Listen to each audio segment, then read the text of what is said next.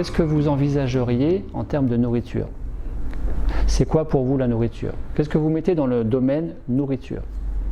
L'énergie. Tout simplement. C'est quoi pour vous la nourriture? C'est le bien-être, Plaisir. de l'énergie. La nourriture, c'est ce qui rentre dans la bouche.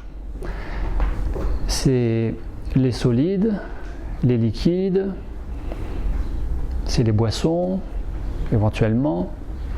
Mais la nourriture, c'est aussi les pensées. Si vous avez des pensées négatives, c'est fatigant. C'est pas très nourrissant, les pensées négatives. Si vous avez des émotions, angoisse, colère, vous allez finir pas très bien. Ça, c'est de la bonne ou de la mauvaise nourriture. Si je vous dis, vous préférez quoi?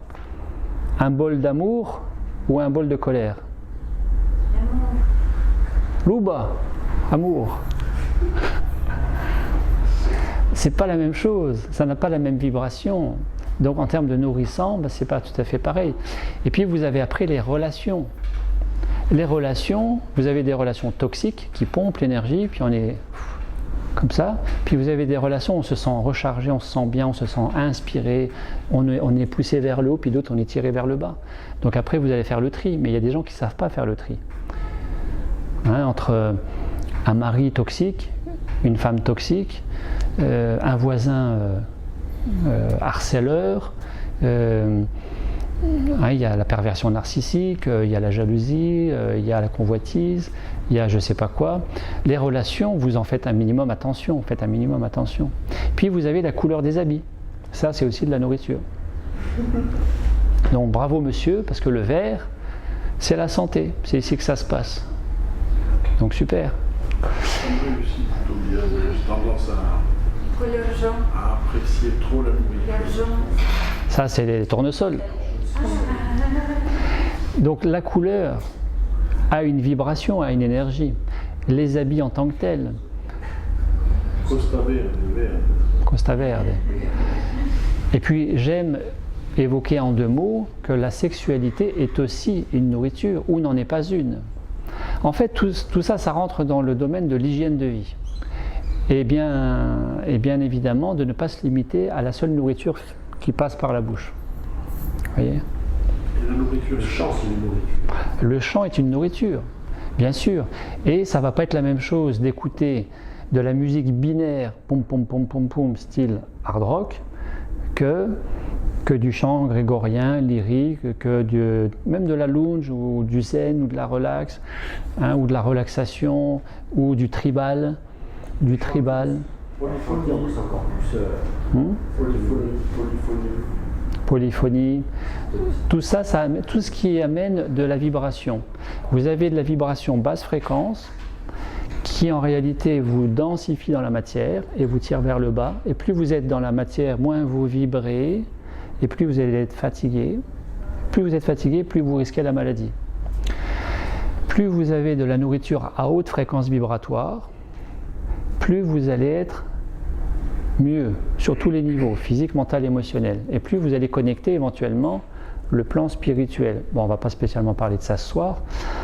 Vous avez une mécanique dont tout le monde est concerné et que tout le monde connaît pour l'avoir vécu X fois dans sa vie, d'un mécanisme avec soi-même en relation avec l'extérieur qui fait que soit on est tiré vers le bas, soit on est poussé vers le haut. Ça s'appelle le stress. Quand on est stressé, on est vite fatigué. Et plus on est déchargé, plus on est densifié, plus on est fatigué, plus vous allez terminer où? Chez le médecin. Demandez à votre médecin généraliste, on ne parle pas du spécialiste, la proportion des patients qu'il reçoit pour motif de stress. Le mien me dit 60 à 80% c'est du stress. Et bien plus on est stressé, plus on risque aussi d'avoir une relation faussée, bancale avec la nourriture pour dire bon je me fais plaisir ou je suis fatigué, je vais prendre des forces, je vais manger, ou je suis contrarié, donc c'est du stress, bon je vais manger comme ça, je vais oublier, ou comme ça va me faire du bien. Mais plus je suis décalé avec moi-même, plus je suis en déséquilibre, plus je mange, et plus je mange, plus je fatigue, donc je risque d'être encore un peu plus fatigué. Parce qu'à terme, c'est le risque de la maladie. En France, en tout cas, il y a l'Institut national de veille sanitaire en octobre 2016 qui a fait une étude et qui a montré qu'au-delà de 30 ans, un Français sur 2 est en surcharge pondérale. Au-delà de 30 ans, un Français sur 3 est obèse. Un Français sur 3 est obèse. C'est quand même énorme. Qui fait que si vous voulez vous réguler, vous réajuster ou entretenir une bonne santé, peut-être que vous êtes en bonne santé déjà, mais est-ce que vous êtes en bonne santé physique, mentale, émotionnelle? Je ne parle pas de la psychiatrie, mais est-ce que vous êtes bien dans votre peau, corps, tête? Est-ce que vous êtes, je vais résumer ça comme ça, est-ce que vous êtes heureux dans votre vie? Quel lien entre bonheur et nourriture? La nourriture, elle influence énormément le bien-être. Et comment est-ce qu'on peut être heureux si on n'est pas dans un minimum de bien-être? Puisque on ne peut pas ne pas se nourrir. Alors autant se nourrir de ce qu'il y a de meilleur, qui nourrissent le corps physique, le corps mental et les émotions.